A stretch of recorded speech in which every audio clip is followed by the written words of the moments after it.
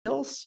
You can talk to me, Yvonne, or Guthrie after this, and we'll make sure you get signed up. Or you can show up to the Nantucket Hotel at 8:30 a.m. and we'll get you registered then. So with that, we're very excited to have our keynote speaker here today. And Yvonne will be introducing her. Welcome, everybody.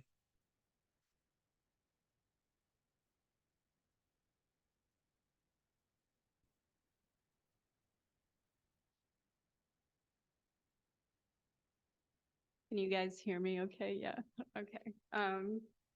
Good evening, everyone. As we start this series of Nantucket Biodiversity Initiative events, we would like to acknowledge that Nantucket is the traditional unceded land of the Wampanoag people and honor their past, present, and future stewardship of this island. My name is Yvonne Valancourt. I, along with my co-conference planning committee members, Guthrie Diamond and Kitty Pockman, are pleased to welcome you to tonight's keynote address. It is my pleasure tonight to introduce our keynote speaker, Dr. Simone Whitecloud, as she speaks to us about her work involving Indigenous traditional ecological knowledge, known as ITEK, I-T-E-K, and the role of sharing plant knowledge. Her area of expertise are plant community ecology and ethnobotany, the study of a region's plants and its people and culture. Simone joins us from the Cold Regions Research Engineering Laboratory at White River Junction, Vermont, which is part of the Army Corps of Engineers, located in another absolutely beautiful part of the world with its own set of ecological extremes. As we enter this month of November, deemed National Native American Heritage Month, we are particularly grateful to incorporate this ITEK perspective into our weekend of biodiversity focused events. We thank Simone for coming to Nantucket to share her work, experiences, and expertise with us as we strive to acknowledge and honor the study of ecology. Simone is from the Lac du Flambeau band of Lake Superior, Chippewa on her father's side, and of French and Cajun descent on her mother's side. In her teenage years, Simone developed an appreciation of plants as healers through native medicinal learning. This appreciation eventually led to a doctoral program at Dartmouth College, where she studied the interactions of plants both with each other and with humans. Simone received her undergraduate degrees in biology and French from the University of San Francisco, California, and her PhD in ecology, evolution, ecosystems, and society from Dartmouth College in 2016. Dr. Whitecloud's fellowship in the National Science Foundation IGERT program in polar environmental change at Dartmouth paved the way for her interdisciplinary work studying plant uses among the Inuit and capacity building in the Arctic communities. She is currently a member of the Food Sovereignty Working Program established through the Arctic Observing Summit and is interested in indigenizing or decolonizing how science is conducted in the North and beyond. Dr. Whitecloud has mentored and underrepresented students for over a decade at the Society for Advancement of Chicanos and the Native Americans in the Sciences, and is a lifetime member of the Society for American Indian Government Employees. Thank you so much for joining us tonight. And everyone, please welcome Dr. Simone Whitecloud as she talks to us about her excellent work. Thank you.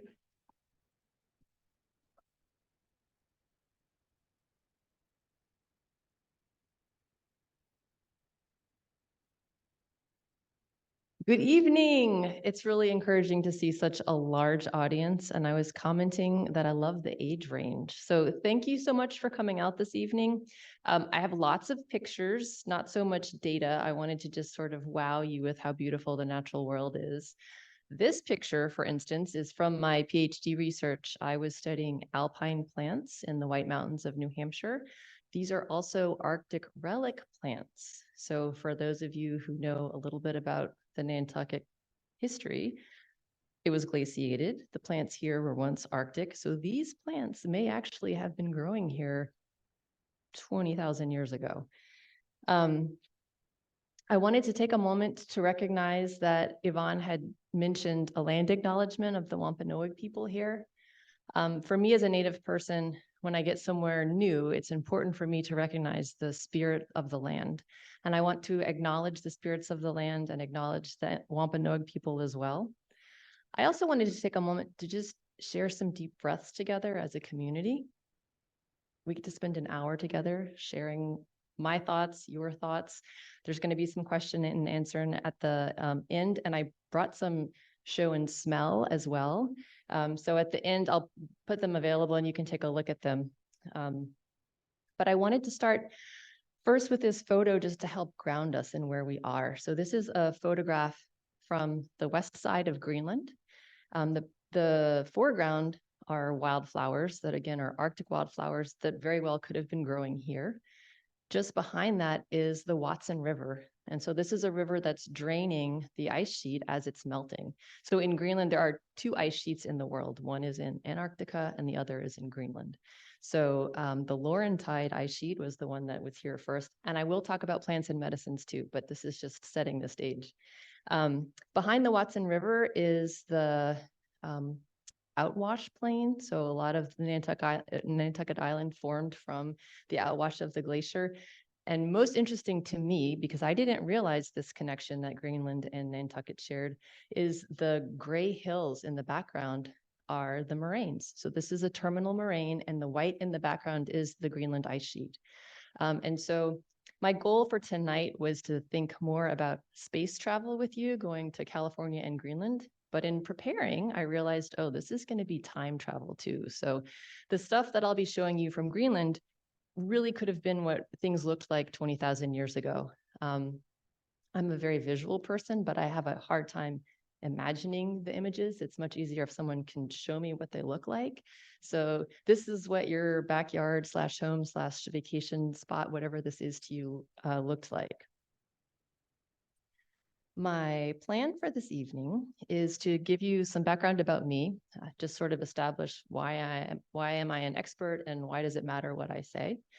I also want to talk about ways of knowing. So I am Native and I am also a Western trained scientist. So what does that look like? How do I straddle both of those worlds, which can be a challenge? In order to do that, I'm going to share with you a story about knowledge co-production. So this is the idea of bringing both of those knowledge systems together, and that's in California. And I have a very close and personal connection to that story. And then I'll share with you the plant knowledge that I documented with a linguist while I was in Greenland. Yvonne mentioned that I was interested in human-plant interactions, so that's going to be the ethnobotany portion. Sort of nuts and bolts ethnobotany. I'll talk about medicinal uses and food uses of a particular plant. And then lastly, I threw these in actually yesterday when I was thinking about being here. I just have some really cool pictures from Greenland that I was like, this is what Nantucket looked like 20,000 years ago. So I think I have 5 or 6 pictures that I couldn't help but share. So I'm going to dive into my story. The photo here was actually part of an art exhibit. It's of me and my marvelous daughter who's in the front row. She was kind enough to join me on this trip. She's like up to here now though. So this picture is a few years old. The attire we're wearing is our traditional regalia. So my tribe is Ojibwe, or Anishinaabe is what we call ourselves. Our traditional attire would have been a side fold dress. So this was a animal skin. In our case, it was usually a buckskin, the single pelt that would have been sewn and have straps. One of the things that I'm going to cover tonight is thoughts of decolonization or indigenizing science. And I love to emphasize the fact that like those scars run deep and they've been there for a long time. And for people who aren't Native, what does that look like? I think this picture actually is a pretty decent example. So the dress that I'm wearing is my traditional regalia. This is what would have been worn pre-contact. If you've ever seen Pocahontas, the dress that Pocahontas wears is what Disney did to our traditional regalia. It's skin tight, it's got one shoulder, it doesn't represent who we are, right? It objectified an important person. So I shared this partially for that reason, and also just to give you an example of like, well, what did pre-contact attire look like? The metal in my necklace in that photo would not have been pre-contact. Lastly, this photo was part of an art exhibit entitled "We Are Still Here." And this was done by a partnership between two Native artists who actually did silver colloidal tintypes. So this was printed on metal. They then scanned them and then showed them. And for every community that they visited around the country, they invited the local Native peoples to come and be photographed. And so this is how we were had the privilege of getting captured in this type of photo. These photos give you a little background on where I learned what it means to be Native. So the couple on your left are my aunt and uncle. So my auntie is my dad's sister, and her husband is Cheyenne. Both of them they're retired Native American chaplains in the California prison system, which meant that they were actually going in and building sweat lodges and helping the brothers behind bars to sweat. The other photo is my uncle in his medicinal regalia for a great blue heron. So I figured that might be significant here. I'm assuming there's great blue herons here. They're pretty cool, majestic birds. It was from my uncle that I first learned about plants as medicines. So I grew up in New Orleans. It's far from my auntie and uncle in California, and started visiting with them when I was 15 and started learning about the spiritual side of what it means to be Native. The necklace I'm wearing here is a medicine necklace that my uncle made for me. When I refer to plants as medicines, I know they can be physical body ailment medicines, but for us, they are also spiritual medicines. And so this is beads made out of roots that my uncle made for me. It's a medicine called lipich. It's a wetland plant, and it's spiritual medicine to help heal my soul. And so a lot of what I know about plants is as plants that we use for spirit medicine. I moved to California and got to go to college there. This picture is little baby naturalist, early ecologist Simone. When I was a senior in college, I was a TA for a California wildlife class, which is when I got into birding. So I'm looking forward to talking to some bird nerds this week. And then on the other side is a picture of me doing my PhD research. So I worked in the White Mountains of California. Yvonne mentioned I was interested in plant-plant interactions. So specifically, are plants helping each other in extreme environments? And on Saturday, I'll be co-leading a walk, and that'll be sort of my theme, is thinking about how do plants interact in extreme environments. So that's just a plug for Saturday. I want to talk a little bit about this idea of different ways of knowing, Western science versus Indigenous knowledge. Some people also call it Indigenous science, traditional ecological knowledge, or ITEK. There's no specific title that is the appropriate one. A great example of thinking about different ways of knowing is just by looking at my hand. And if I were to ask you to count, I'm assuming most people are going to say 5. When I was at a conference with a Native elder, he did the same thing. And he said, I see 4, because we count negative space. 1, 2, 3, 4, right? And they had an 8-based number system. Same thing, same exact thing, 2 very different ways of looking at it. And so I hope this evening that you'll walk away with the desire to see things that you know very well in a different way.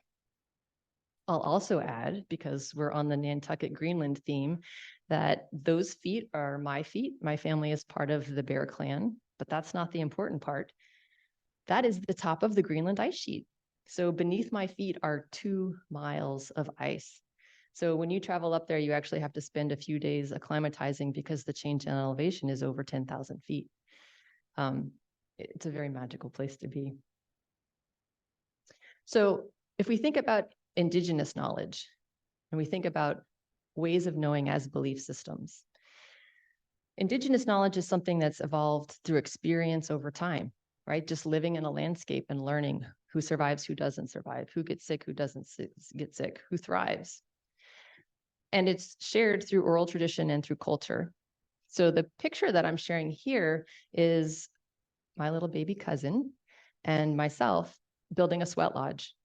And so what my little 3-year-old cousin has learned in that process is willows are very flexible. Willows grow where it's wet. Willows are good medicine for our spirits, but also for pain, right? Salicylic acid comes from willows. And so knowledge is transferred in that way of just being in who you are. I'm also a scientist, and I'm going to give a shout out to Molly Zegans, who's pictured there as my field assistant back in 2012. So Western science, I see as also a belief system, right? It's agreed upon by the scientific community. How do we conduct science? The idea of significance, you hear it in the news, oh, with significant difference between these things. That is agreed upon by the scientific community that a value of 0.05 is significant. If it's a medical study where it could be life and death, it might need to be higher, right? So that it would be 0.01. So what that means is that for a 0.05 level of significance, 5 times out of 100, the results could happen by chance alone. It's just an agreed upon rule, right? And then how is science transferred? Oh, I should say, right? Knowledge in Western science is gained through experimentation. We use the scientific method, right? Think about indigenous knowledge, it's millennia old. The scientific method is only about 400 years old. Granted, it was also built on knowledge that had been handed over for at least a millennia. And lastly, science is shared through publication in peer-reviewed journals, right? There are rigorous rules on what is considered good science. Fortunately, President Biden and our wonderful Secretary of the Interior, Deb Haaland, are recognizing the value of Indigenous knowledge, particularly around stewardship. So you can see the date here, November 21. There was a memorandum signed by President Biden that specified that ITEK should be used to inform decision-making, right? That gives me the chills. That's amazing. This is recognizing that this is legitimate knowledge. Not that we as natives needed to have it legitimized, but it means that hopefully we will be getting the table at discussions about what is science? How should restoration be done? What does conservation look like? I want to add, because I know there are scientists in the room, that in addition to this memorandum, there was a promise for guidelines to be created and released for all agencies that's accessible by the public on how to actually do this knowledge co-production. How do you use Indigenous knowledge and do rigorous science at the same time? And so those guidances the guidance was actually released in December of 22. So you can Google that. And it has some really great examples. This memorandum does also, actually, if you're like, well, what does that even look like? How do you take science and numbers and combine something with that comes from an oral history? And that's the example that I wanted to use today. So going over to California, the figure shows in the front a giant rush or reed called tule. It's in California, there are 2 separate species within the same genus.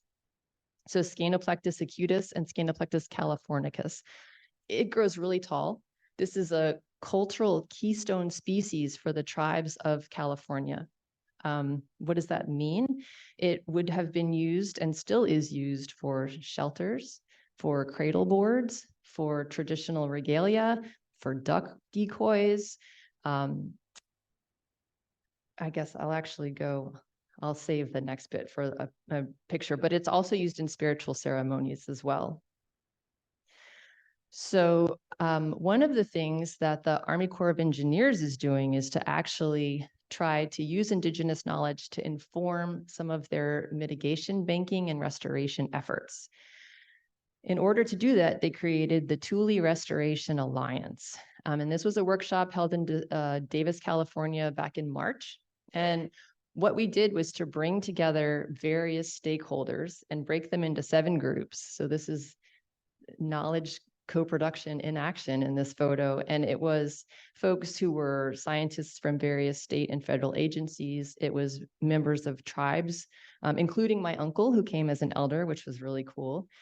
It was also one of the mitigation banks helped to sponsor the event.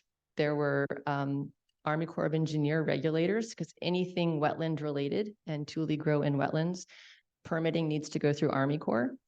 And the goal was to bring these disparate groups together, have them break up into separate groups, and just talk about tule. What is important to tule? What does restoration for tule look like? What do we need to prioritize? But leave it at that. Each group is, you're tasked with creating a conceptual model. And I'll show you what that ended up looking like. So brainstorm, what is the bit of information that Army Corps of Engineers should know about this plant? This was the photo I was referencing in terms of tule and it being a spiritual plant for us. This is that same day when we put up the sweat lodge that I had the picture of my cousin.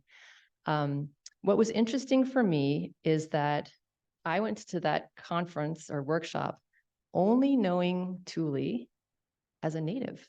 I am a plant ecologist, but I don't work in California wetlands. I know tule because it's what we lay in the bottoms of our sweat lodges. So I've never had that experience of coming in without the scientific knowledge. And it was a really cool experience where it's like, I don't even know the genus and species of this plant. Like I'm kind of blind.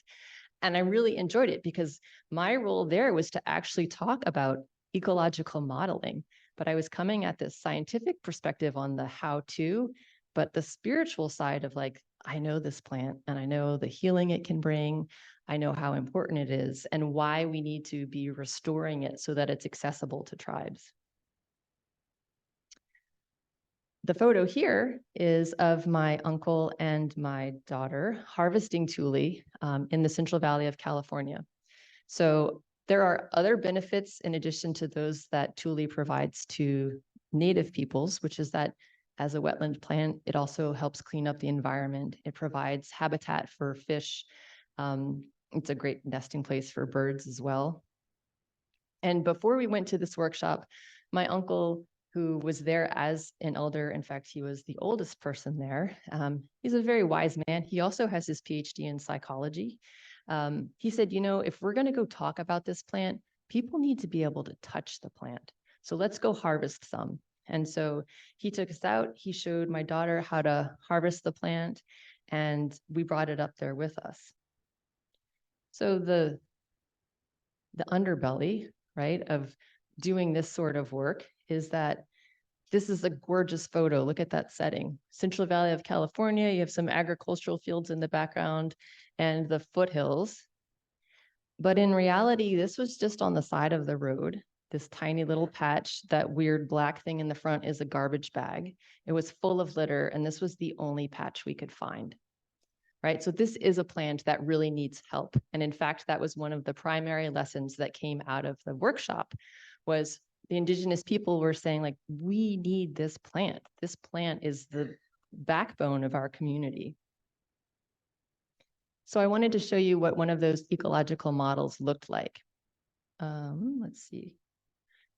On this side is the actual result of what came out. They were lucky because in their group, one of the people from the mitigation bank was a landscape architect who could draw really well. And so they came up with this idea. The theme was, what are the benefits of tule access? Why should we restore it? And what will be the benefit of that?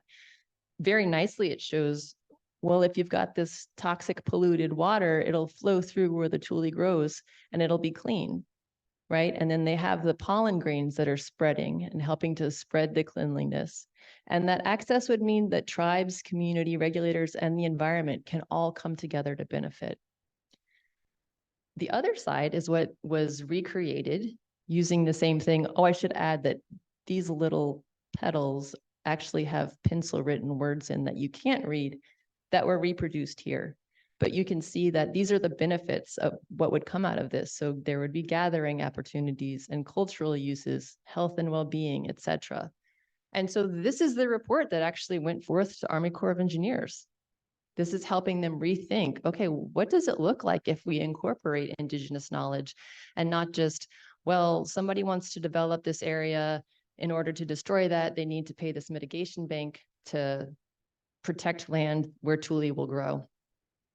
The other added benefit was that the mitigation bank came to realize that the tribes so love this plant that they want access to the land to manage it for the mitigation bank. So this is a win-win. Tribes are gaining access, they're getting the plants that they desire, and the mitigation bank is going to be able to work with the communities to be better informed in how to take care of these plants. All right, we're going to switch channels to Greenland. How did I get there? This is some more Arctic vegetation. You can actually see there is a little spruce sticking in there. This photo was taken in the White Mountains. We're not to Greenland quite yet.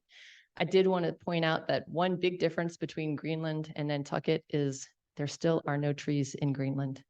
So you guys are much further ahead in terms of your revegetation. In terms of what got me to Greenland, there was an interdisciplinary training program at Dartmouth College that brought together engineers, earth scientists, and ecologists under the theme of polar environmental change. And the program was 2 years for graduate students. It was a year of coursework that culminated in 5 weeks of field study in Greenland, which is how I got to the top of the Greenland ice sheet. Plant people don't get to go to the top of the Greenland ice sheet. That was a special added bonus. And it was also through that program that we were trained on policy, and we added the society aspect to our research. We weren't trained to only be ecologists. And I think that helped to pave the way for me to do this knowledge documentation in Greenland that I did. Dartmouth, in accepting the money from the National Science Foundation, had to commit to allowing there to be interdisciplinary degrees, which is why my degree actually has the word society in it. I'm not just an ecologist. I also understand including society in the questions that I'm asking.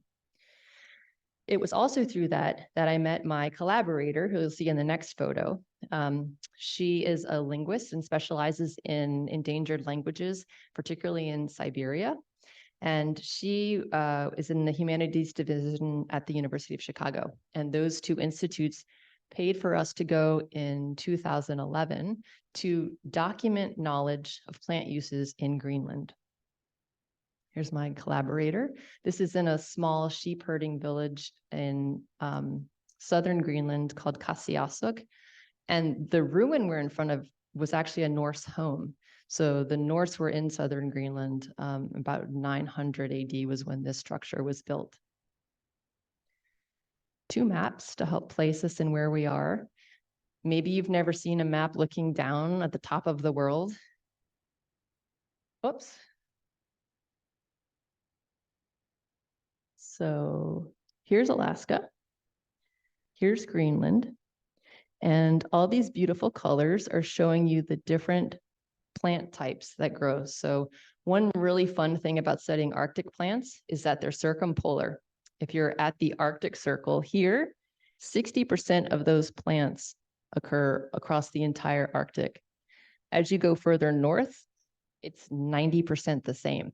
So you can go anywhere in the Arctic and you know your plants already. Not to mention, in Greenland, there's only 500 species. So if you're intimidated by plants, go to Greenland. The next map I want to show you are the indigenous peoples of the Arctic. And you'll see that there are indigenous peoples in all of those places where there were plants.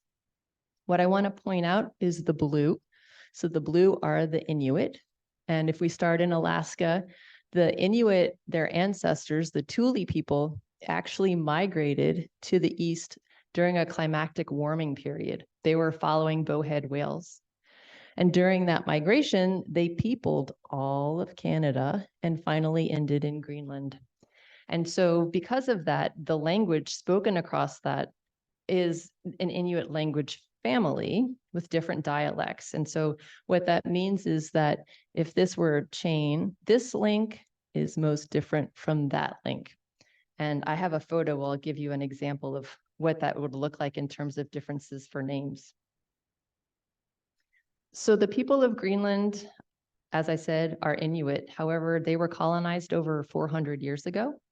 So the photo on the left shows their traditional attire. These are caribou skins. The fur's on the inside to keep them warm. And on the right-hand side is what's known as national costume of Greenland now.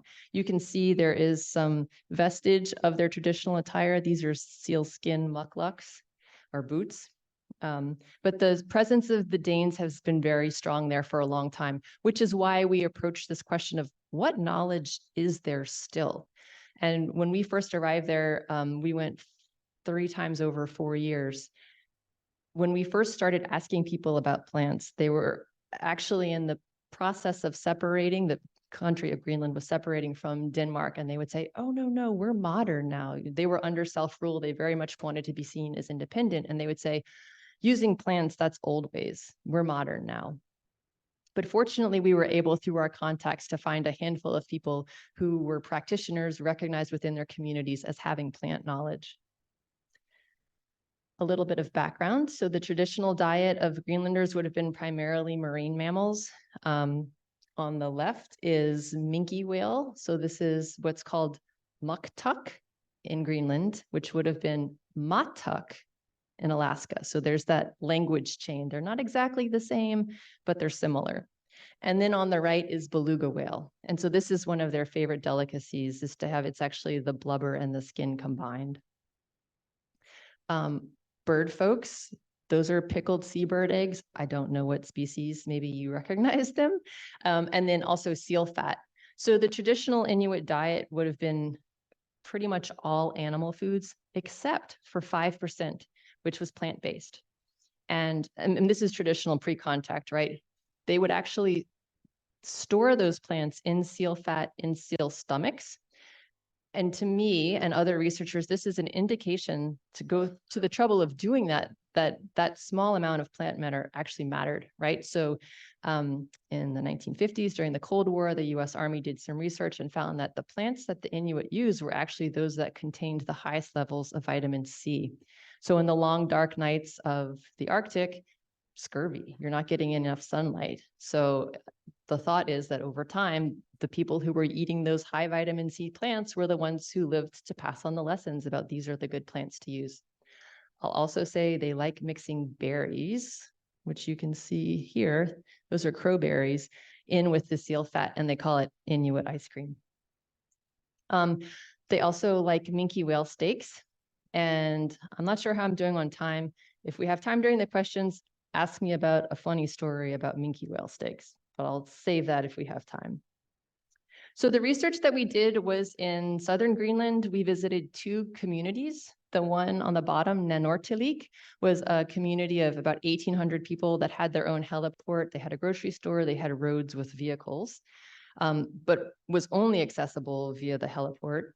And then Kasiasuk was that little sheep herding settlement of 86 people. And that was only accessible by boat up the fjord. This photo shows us actually conducting our research. So Lenore is in the plaid shirt, our consultant is in the middle, and I'm on the far side. We would ask open-ended questions. Tell us what you know about plants, and just sort of go from there. Because a lot of the knowledge has been lost in Greenland, they were actually very excited to know about my knowledge of plants, particularly the spiritual ones, because we documented over 200 uses of plants. Only one of them was a spiritual use. One of the most touching things about being there and doing this was, of the 9 people we interviewed, every single one of them shared with us their teas. So these are different teas that they've created. One of them actually contains vaccinium. So one of the blueberry species that you have growing here, different species, but they would use the leaves in a tea. I've never seen anybody, on our side of the pond doing that.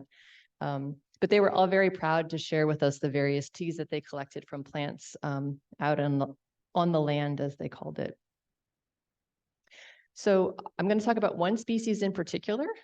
This is Angelica It is a species that occurs in various different cultures. So if you're familiar with Chinese medicine, Dong Quai is one of their strong medicines. It is an Angelica species. The show and sniffs that I brought, this is Angelica root that was dried and ground from my uncle. So this is one of our spirit medicines.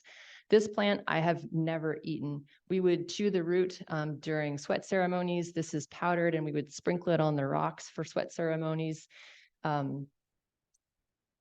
These that I'll share with you to smell are the Greenlandic version of how they use these plants. They only eat it. They never used it as any sort of spiritual medicine. So the plant is in the carrot family. It can grow about this tall. It likes really wet environments. We only found it in the Kasiasuk community. It's pretty rare, at least in the places that we visited. I mentioned that that knowledge has been disappearing, right? So we were quite excited to have any documentation of knowledge, to the extent that when we reported our findings in a peer-reviewed journal, because we were doing Western science there, we actually reported every use that we found. So what part were they using? What was the preparation? And sort of what category did it fall into? So one of the uses that they shared with us was to actually take the stalks and make a marmalade out of it. This was in the, we stayed with the matriarch of the community in Kasiasuk. And so she was very excited to have us there and she showed us how to make this marmalade. We also went to a house of a woman who dried and sold products. And so in this case, these are the seeds. And to give you a sense of scale, they're like the size of a pea-ish. And this was a twin bed sheet spread on her floor, covered in them. So she was drying them in preparation for bagging them into teas. We also got to visit the 2-room schoolhouse in Kasiasuk. They have kindergarten through 8th grade that are educated there. And within the classroom, they were collecting various plants, including Angelica. And so this was in the classroom. They had hung the leaves up to dry.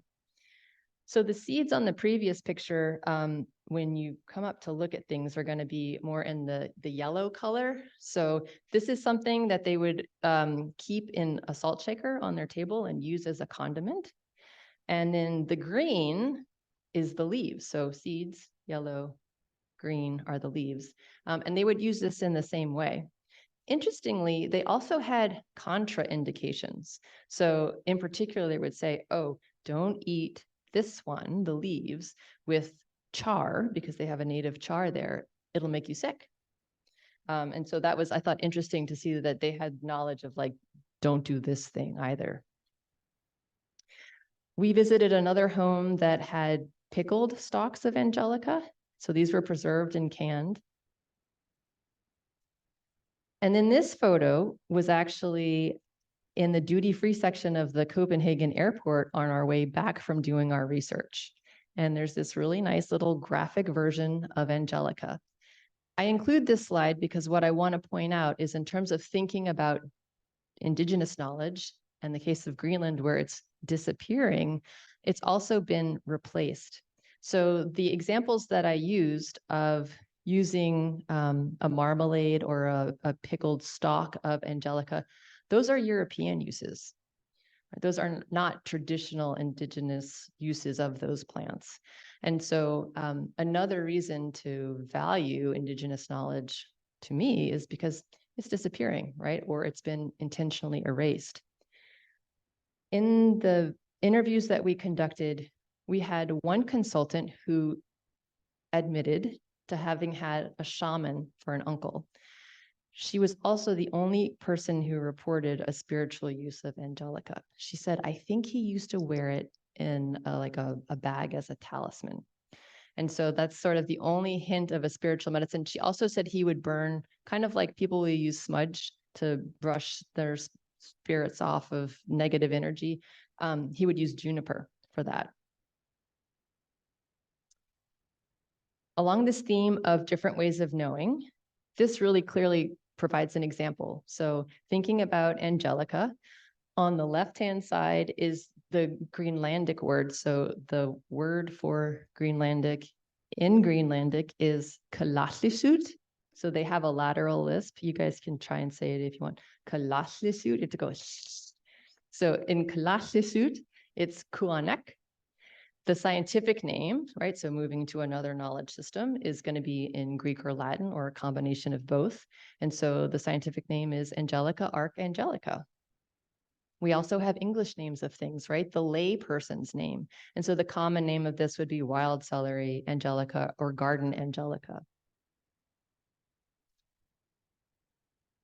I like to highlight that in general, I would say our culture values Western science, right? It is right, it is the answer, it is the best, it is the gold standard. One of the things we did during our research was to, because I was working with a linguist, she could actually look at, well, what are the words? Where did these names originate from? How do they break down? And what she found was in looking at some of the plants where we documented the names that they used, the ones that were yellow were from the word sungak, which comes from bile, which is yellowish in color. And what we also found was that their classification system for naming plants was in relation to size. So the one here on the far left is actually an Arctic poppy. And that one was called Sungortorsuak, which is the big yellow one. The one in the middle is a buttercup, and that one's Sungortuorak, which is the small yellow one. And then on the far right is a plant called gold thread. This is actually one with a very beautiful bright yellow root that you can use in basket making. And this one, I'm not going to try to pronounce because I'm not a linguist, but this one was the smaller yellow one, right? So they're classifying them by color and size. If we take a look at Western taxonomy, Solidago gigantea. Solidago is goldenrod. And gigantea means gigantic. Guess what? It's by size. So I just like to point out there are these ways that overlap, right? And I just plant those seeds so that you can think about being accepting of recognizing there are multiple ways of being right. Indigenizing science. So some people have used the term decolonizing science. I love that idea, right? Let's turn things on their heads. Let's do things in a different way. But rather than have a sort of anti-decolonize mentality, I prefer more positive view of let's indigenize this. And the example that I want to share is another finding that we had around Angelica. So as I mentioned, the Kalaslisut term is kuanek. If you look at the bottom line, the Danish word for that is fieldkvan, so Kvan kvan. And Eurocentric linguists originally used the name kuanek and proposed that it was derived from Danish, or actually from Norse. And the idea was, oh, this is evidence that there were positive interactions between the Proto-Inuit, the Thule people, and the Norse. So the name was something that the Inuit had learned from the Norse people.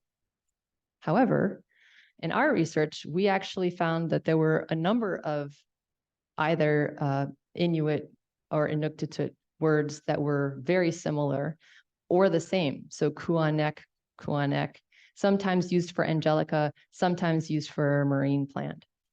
What this shows us is that the Eurocentric view was not necessarily correct. Here's a long history of multiple cultures using a similar name, sometimes for the same plant. Okay, how are we doing on time? Okay, now we're to the fun, beautiful photos. So I'm just going to kind of walk you through how I was interpreting these as being similar to Nantucket. This is my first time here. This is what I was envisioning it would have been like. The Greenland ice sheet is in the far distance. What I liked about this photo is the fact that you can see that outwash plain forming here. You can also see the moraine and the fact that there's vegetation that's starting to grow on it. But as you move closer to the foreground, you can see that there's a lot more vegetation growing, right? So that would have been sort of the time scale for Nantucket. As the ice sheet was receding, the further away it was, the more likely you were to find vegetation. We actually hiked up and went over that moraine. And to give you a sense of scale, there are my friends and colleagues. So the ice sheet is here, and this is the backside of that moraine. You can see, I don't know if people throw that word loess around here, but it's the fine glacial dust that's formed from the glacier grinding down the rock over time. So all of that like gray, muddy looking stuff is actually like cornstarch fine. And then you can also see the large boulders and cobble that get mixed into it. Whoops. As the plant person, I was the sole plant person in that little expedition. I was really excited to see the plants that were grasping for life in tiny little cracks. So you can see there's tiny hints of maybe sand grains, a little bit of rock, but for the most part, it was that really fine dust, and plants were still managing to survive. Over time, right, they would die, they would leave their matter behind, they would be building soil. This again is the backside of the moraine. What it shows really nicely is that all of this is actually really dirty ice.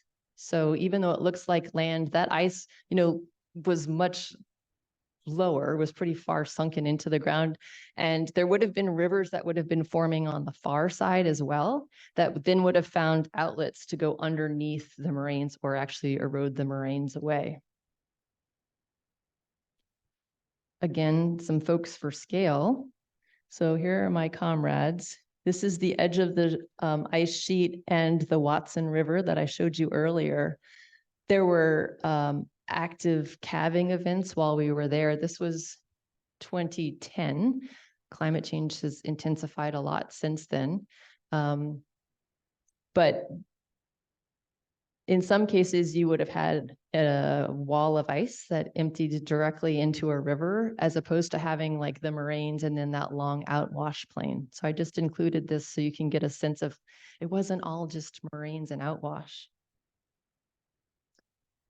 I appreciate this photo too, because it gives you that contrast of the ice sheet and the moraine, but also the vegetation that had formed here.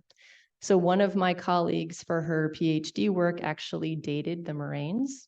And these are Little Ice Age moraines. So they were about 740 years old. But this vegetation was actually growing on an older moraine. And when the glacier advanced, it actually pushed up new moraine onto the old one, which is why there's such well-established vegetation at the base of something that's pretty bare. I also like this photo because you can see that we've got grasses that are growing, and then as you get further away and into more sheltered areas from the glacier or the ice sheet, there are some shrubs. And so as I mentioned earlier, Greenland doesn't have trees yet. They got as far as shrubs. There's a joke in Greenland. What do you do if you get lost in the Arctic? Stand up, because like it's shrubs, like that's the tallest thing you're gonna have there. And to give you a sense of how tiny and adorable these shrubs are, that's a willow. That's a little tiny willow catkin. Look at that. And this right here, this is that vaccinium or blueberry species. The leaves are a little bit purple tinted, so you can see it showing. That's what they make teas out of. And this is a birch. That's Betula nana, one of the most common shrubs in all of the Arctic. And so this is actually really dense, and you can see that there are sand grains that are getting caught in it. Their own leaf litter is getting caught in it. So over time, they're building soil. As a person who thinks about plant-plant interactions, this is really cool, right? This is an example of a plant facilitating other plants. It's helping to make habitat. Also a great place for catching seeds, right? So over time, you could maybe see one of those beautiful Arctic poppies growing out of it. And this picture is the last of the Greenland photos, where I just wanted to show you what Greenland looks like and then what Nantucket looked like I don't know, 6,000 years ago, maybe. I know your ice started receding 25,000 years ago, but this is much further away from the ice sheet. And so, in Greenland, you can sort of move forward in time by moving away from the ice sheet. But you can see there's plenty of vegetation covering everything except for exposed bedrock. And there's different mixes of shrubs. Some of those shrubs are even maybe hip high. And then time. Okay. Then I will close with one, encouraging everyone here to pursue including Indigenous knowledge in your work as a scientist, but also as a community member. There's the big question of how do you actually do that? So I can point you into the literal federal guidelines on how to incorporate Indigenous knowledge into research. But also I can encourage you to be involved with Indigenous communities as you can. Great way, go to a powwow. Highly recommended. Bet my daughter would too. They have fry bread. As well as beautiful regalia to see, and the sound of a powwow drum always warms my heart. But one of the most important lessons is knowledge co-production is not something that starts after you get the funding. Knowledge co-production is something that starts from day one of what are our shared problems? What issues do we need to share as a community? Or approaching a tribe directly and saying, what are your issues? How can I help? I come with this skill set. I can count rare birds. I can identify invasive plants and demonstrate their phenology. I know we have an invasive phenology expert in the room. So I bring that up now because the reality is those relationships take a long time to build. It's also not a like, hey, the grant is due in 3 months. So let's start talking to tribes now. Make those connections now, make those connections every year, build them, grow them. As you develop your own, bring young researchers or other communities in under your wing to share those relationships. The reason I was able to go into Greenland after having only been there 3 years sequentially was because my collaborator had 10 years of experience there from someone that she had had experience with prior. So it's, it's additive over time.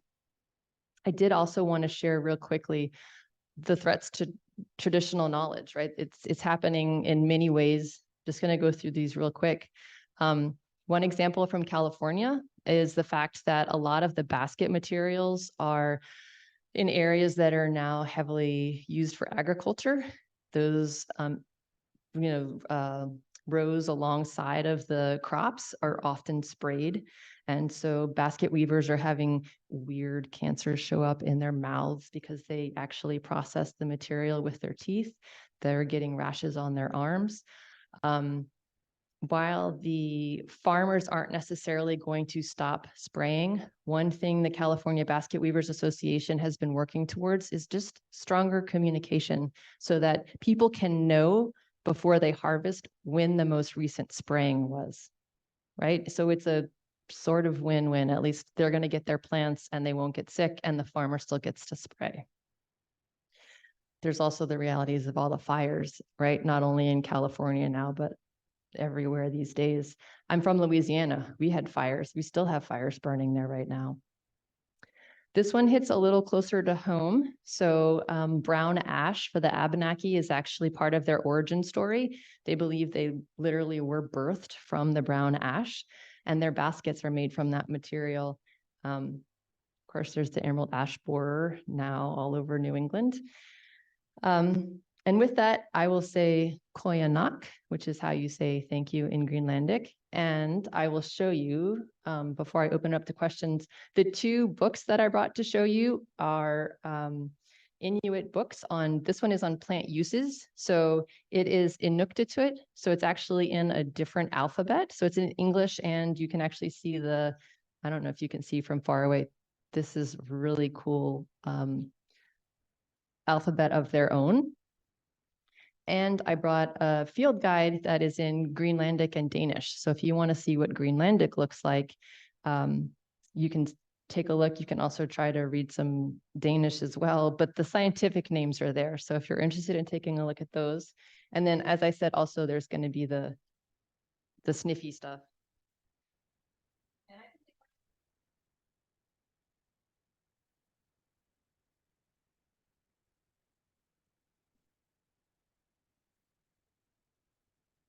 So I think there's going to be microphones. If somebody has a question, you can raise your hand and they'll pass you a mic.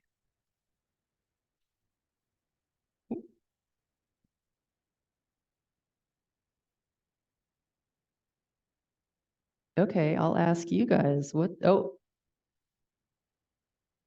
You mentioned that you were studying the plants supporting one another, Mhm. and it was cool to see that photo of the plants all kind of huddling together. What other types of situations did you observe of them supporting one another? So one thing they can do is plants with deeper roots will actually pull water to the surface. And so you can have something like an oak tree with very deep roots, and the grasses growing directly under the oak tree will benefit because the oak is basically watering it.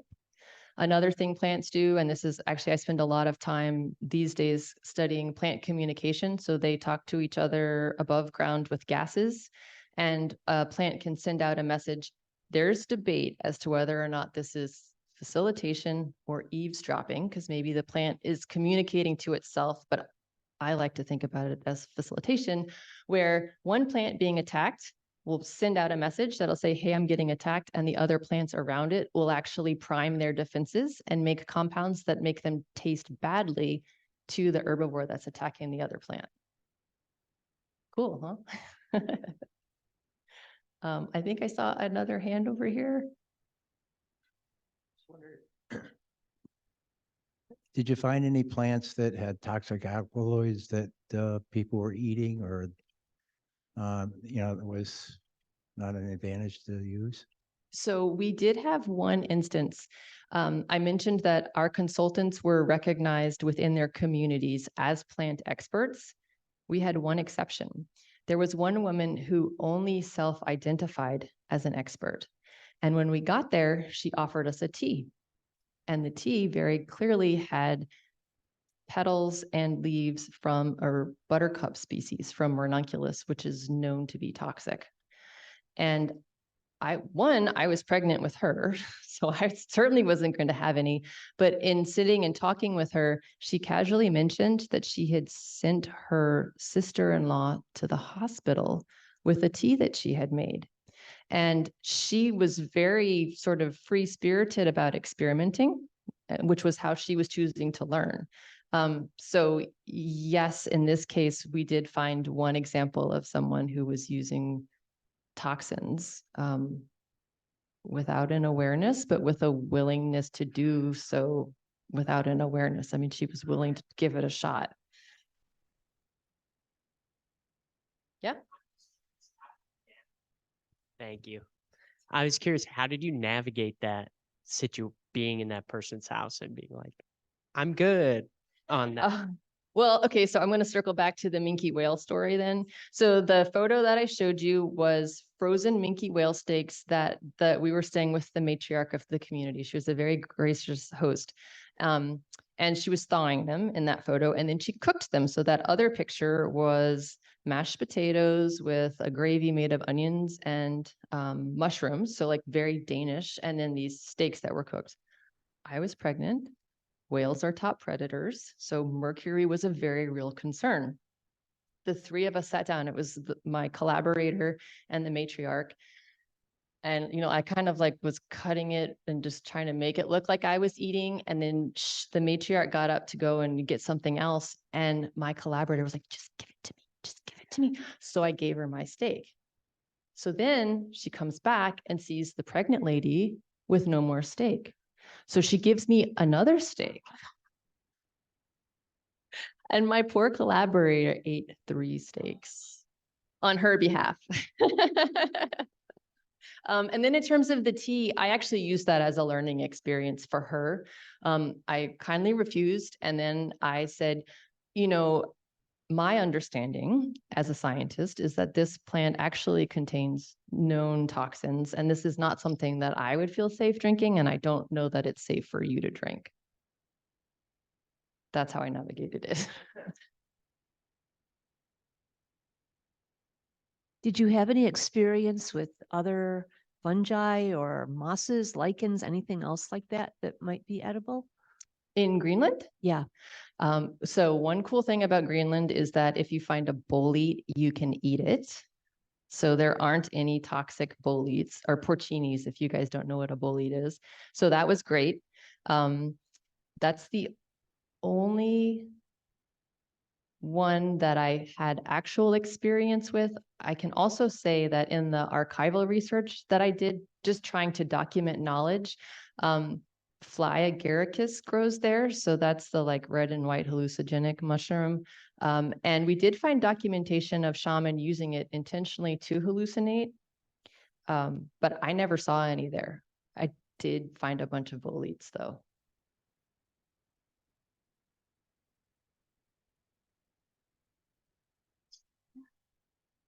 Hi, sorry. So you mentioned a little bit the emerald ash borer and the significance of ash for some tribes. So I'm wondering if in your experience or research, if you encountered any other examples of basically, as you term it, indigenizing the process of dealing with invasive species or invasive plants in specific, but invasive species in general. Well, the first thing that comes to mind isn't necessarily indigenous specific, but I think of Japanese knotweed. Do you guys have that on the island? Oh, I'm sorry. I do know that within communities in Vermont, people are finding a lot of success in using it to treat Lyme disease. That's I haven't read a paper on it or like that's just like hearsay, like, oh, well, you know, it's good for Lyme disease. But I can't think of any other specific examples. Maybe if I thought about it for a while, but there's also this really cool thing called Google.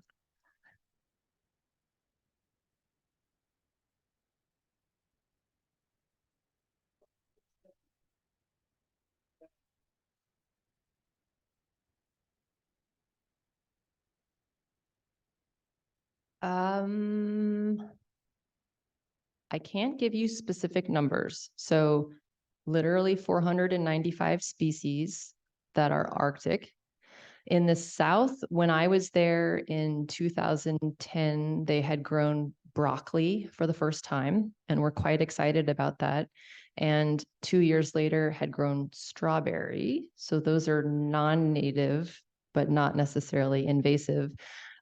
Interestingly enough, yarrow grows there. Yarrow is a very important medicine plant.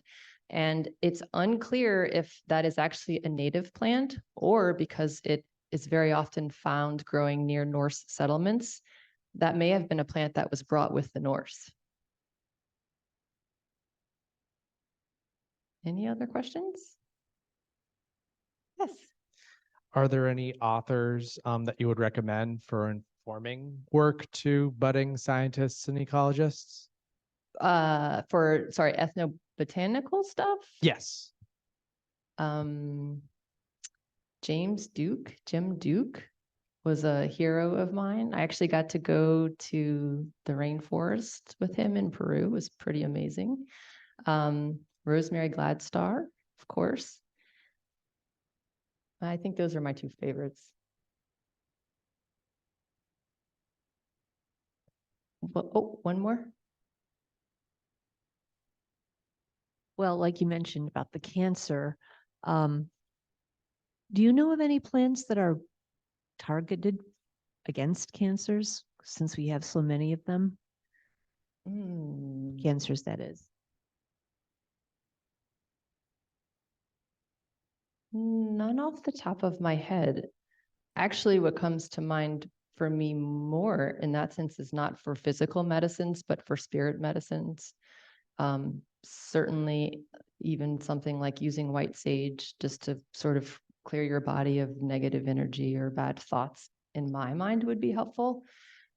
Because I straddle the world of Western science and indigenous beliefs, if I were to be diagnosed with cancer, I would probably do a mix of both. I wouldn't say, you know, oh, I want only plant medicines or I only want Western medicine, and I would use both in making the decision for treatments. I certainly have faith in plants and their ability to heal.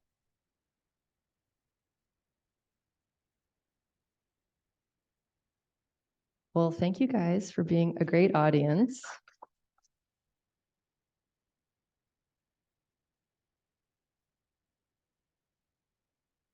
And also, I'll be at the conference tomorrow if you have questions. And then we are leading a walk. Kelly and I are leading a walk on Saturday, and I'll be around. So feel free to come pick my brain and please come check this stuff out.